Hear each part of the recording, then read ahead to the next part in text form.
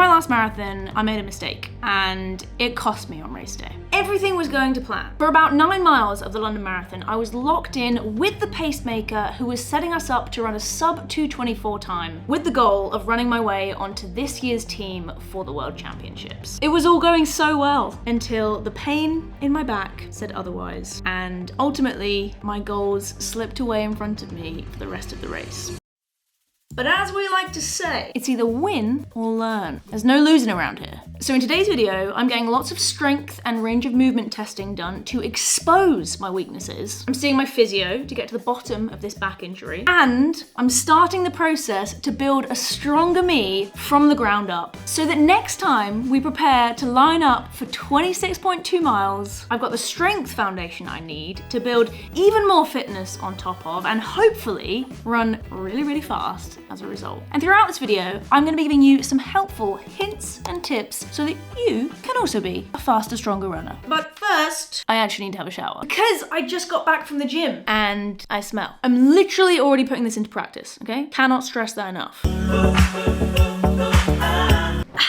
I'm clean. So very quickly, to provide some context, if you are new around here or you haven't watched the London Marathon videos and heard me speak about the back problems I had leading into the race, it didn't come out of nowhere in the race. I had been dealing with some back pain that had been cropping up towards the end of my longer sessions and my long runs for about 5 weeks pre-race. What did that pain feel like? Kind of like my lower back was just locking up. That was then talking to my hips, my entire pelvis just kind of feeling really rigid and restrictive and boxy. I was able to train through it and still maintain my usual volume, but I felt very residually stiff. In my post-race reflection from London, I spoke a little bit about how strength training had sort of fallen to the wayside a little bit in this training block, and with hindsight, I think I would do that differently. However, in the moment, I think I was making the best decision at the time. And in marathon training, you're kind of tired a lot of the time, so I think I perhaps lent into that a little bit too much and thought,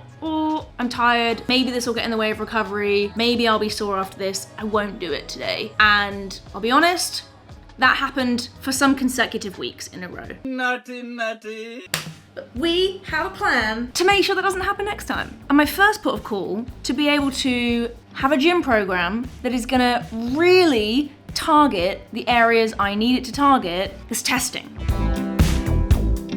So me and Daniel packed ourselves into the car, headed up to Leeds, where I'm very fortunate to be able to tap into the England Athletics Talent Hub up there, which means I get to work with experts like Dane. Dane is going to be the guy testing how strong or weak this marathon runner is in every area that's important and looking at range of movements. The results of that testing is what's going to give me my gym program, which I will talk you through later on. Dane, take it away. Range of motion first, so kind of key joints for a nice running action. Jump testing, which tells us like your dynamic force expression. We won't do all of them if it will irritate your ankle. But we'll do some counter movement jumps, and then the 10-5 test is like a measure of elasticity, so like a pogo jump. And then we're going to look at maximal force, so your strength, and we'll firstly do that in like run specific positions rather than testing your squat and things like that. We'll test you in like, you know, certain joint angles that are specific to running. We'll have like these will be multi-joint tests, so like you'll be using the full chain, but we're going to bias the ankle, the knee or the hip extensors. And then after that, isolated testing, so we'll test, Chris mentioned maybe some abduction and stuff like that, so we'll get some numbers on that. So we'll test the ab and adductors, hip extensors like glute max, hamstrings a bit more directly, calves a bit more directly and things like that. And then if we need at the end, we're going to do some capacity tests, so muscular endurance testing. Yeah, so again, we don't have to do all this. If there's particular areas you want to look at, one thing that Chris mentioned is you tend to go into this kind of lordotic posture. So maybe we'll look at particularly around trunk endurance, like are you able to hold those postures? Or is it a range of motion thing where I don't know, are you lacking hip extension, so when you go behind, you kick into that naturally? I don't know. Or is it just a control thing? Is it something that you just need the awareness and kind of coordination to kind of dial back in? So you can look at it from multiple perspectives. So does that make sense? So now I've had strength testing done like this before, but not for a really long time. And a lot of my gym programming has been informed from my physio, who obviously knows my body really well, but getting some cold, hard data on isolated movements, isolated strength tests, isolated flexibility stability tests can be so helpful for really pinpointing the exact exercises that I'm gonna need to both address some areas of weaknesses, but also maintain some of the areas that I'm really strong, that are really important for pounding the pavement for 26.2 miles. Some of the tests were harder than others. Most of them I'd say were just a little bit uncomfortable. We weren't doing 1 rep maxes with as much weight as we could put on a bar. It was a lot more about isometric holds, which is a type of exercise where a muscle or a group of muscles are being worked without any movement being added in. So where you can see me pushing against the bar in this clip, I'm just putting out as much force as I can without actually shifting that bar. The cool thing about isometrics is it's a really straightforward way to assess the strength of specific areas, which alongside some of the really cool kit they have over at Leeds, can measure the maximum force you're putting out without having to do an exercise over and over again, putting different weights on the bar. It's also less likely to give me DOMs, so I'm a fan. And a few days after the testing, I got my hands on the results, some of which are very interesting. We found that overall, I've got really good range of motion, really good ankle mobility, slightly less hip extension than we'd like to see, particularly on the right-hand side. Not a surprise, because all of my problems are on my right-hand side. My counter movement jump, which is where you go down into a squat position before exploding upwards and seeing how high you can jump, was slightly below average when looking at the target for distance runners. On the flip side, I've got pretty good reactive strength and elasticity. So hopefully when we retest again in a few weeks' time, that counter movement jump performance has the potential to be a lot better. In the run-specific joint strength tests, I've got really strong vertical force production through the ankle plantar flexors and knee extensors. Good things to have. Those are really important for speed and running economy, which basically means I'm pretty efficient in those areas. However, posterior chain strength was slightly below the target. That's an unsurprising one because your posterior chain is basically the muscles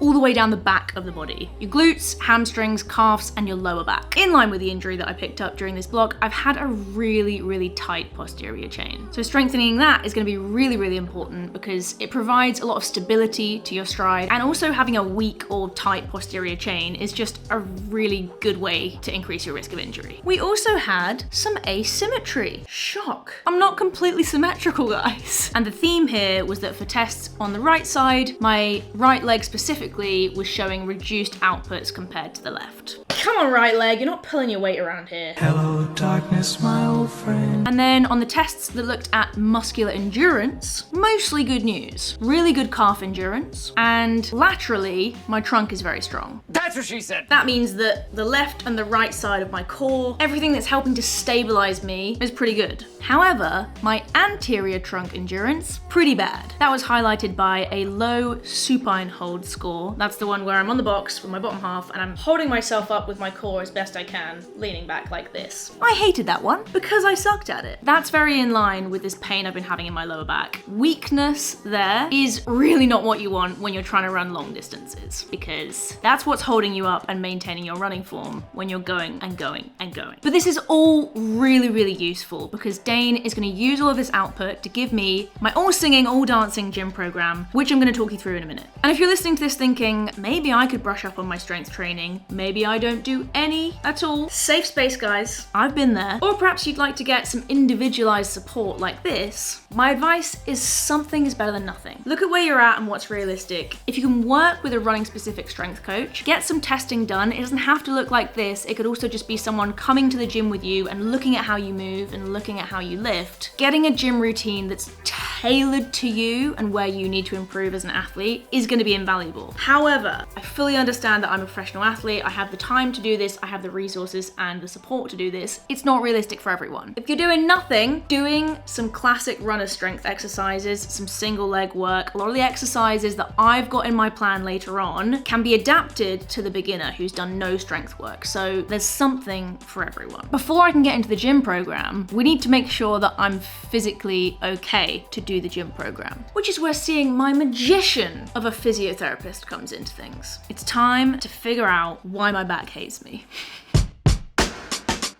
Now, fortunately, I have one of the best physios on the planet. Yes, I'm biased, but also Chris Brammer knows his stuff. He also knows me pretty well because I've been seeing him for a long time, and the benefit of that is that when something's not right or something's moving differently, he can notice that because he knows my body. He's already pretty up to speed because I saw him twice in the 2 weeks leading up to the London Marathon, but I fill him in basically on what happened during the race, the symptoms I've been experiencing on my runs as I've eased back into things, and he gets to work problem solving and figuring out what's causing this and how are we going to sort it. And interestingly, when I saw Chris before the race, we thought that the tightness in my right hip, which often comes up when I get into high mileage, was causing the pain in my lower back. So we focused the treatment on that area, loosened off the back as well, but it seems that didn't work. So we had ourselves a puzzle. And Chris loves a puzzle, and he's really good at solving them. Yeah, I like to solve the puzzle. And it turns out the likely thing that's happened is during the time that this came up, about 5 weeks before the marathon, I did something to piss my back off. Could have been an accumulation of things, reduced recovery before a really big session, doing said really big session, perhaps sitting in the car afterwards, and things have tightened up, the pain is presented. And then what's happened, because I've been experiencing pain and discomfort and tightness in these muscles, is that they've effectively become sassy and decided to just switch off. I don't want to do it. I want to go home. And then what that has meant is when I go into my anterior pelvic tilt, which is